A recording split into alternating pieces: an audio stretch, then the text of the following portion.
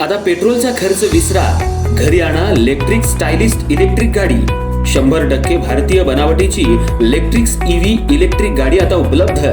5 वर्षांची वॉरंटी, आकर्षक कलर्स आणि स्पोर्ट्स डिझाइन। एकदा चार्ज करा आणि 100 ते 140 किलोमीटर पर्यंत रेंज। अत्याधुनिक सर्व्हिस सुविधा, लोन सुविधा सुद्धा उपलब्ध।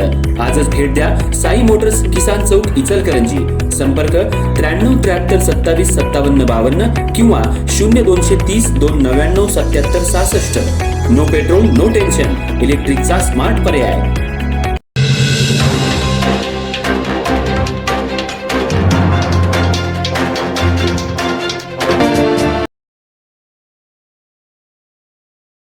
राधानगरी चौकातल्या फेरीवाल्यांच्या प्रश्नावर महासभेत गदारोळ। वैरण बाजार हटवण्यास शहर प्रमुख भाऊसो आवळे यांचा तीव्र विरोध। इचलकरंजी महानगरपालिकेच्या सर्वसाधारण सभेत आज राधाकृष्ण चौक परिसरातील फेरीवाले आणि भगतसिंग बागेजवळील वैरण बाजार हटवण्याच्या प्रस्तावावरून मोठा गोंधळ पाहायला मिळाला।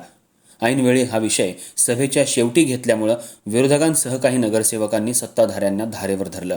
यावेळी शहर प्रमुख भाऊसो आवळे यांनीही आक्रमक भूमिका घेत गोरगरीब फेरीवाल्यांच्या उपजीविकेचा प्रश्न उपस्थित केला।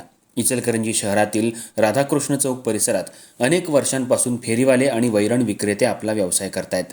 मात्र भगतसिंग बाग परिसरातील वैरण बाजार हटवण्याचा विषय महासभेत चर्चेसाठी आल्यानंतर वातावरण तापलं। सभेत हा विषय सुरुवातीला न घेता शेवटी घेतल्याचा आरोप करत काही नगरसेवकांनी प्रशासन आणि सत्ताधाऱ्यांवर नाराजी व्यक्त केली। यावेळी शहर प्रमुख भाऊसो आवळे यांनी ठाम भूमिका घेत, इथं व्यवसाय करणारे लोक हे गोरगरीब आहेत, त्यांचा संसार या व्यवसायावर चालतो। पर्यायी व्यवस्था न देता त्यांना हटवणं अन्यायकारक आहे। वैरण बाजार उठवण्यास आमचा 100% विरोध आहे, असं त्यांनी स्पष्ट केलं। सभागृहात काही काळ जोरदार शाब्दिक चकमक झाली। फेरीवाल्यांचं पुनर्वसन, पर्यायी जागा आणि त्यांच्या उदरनिर्वाहाचा प्रश्न यावर चर्चा करत प्रशासनानं संवेदनशीलतेनं निर्णय घ्यावा अशी मागणीही करण्यात आली। या विषयावर अंतिम निर्णय काय होणार याकडे आता फेरीवाले आणि शहरवासीय यांचं लक्ष लागून राहिलंय।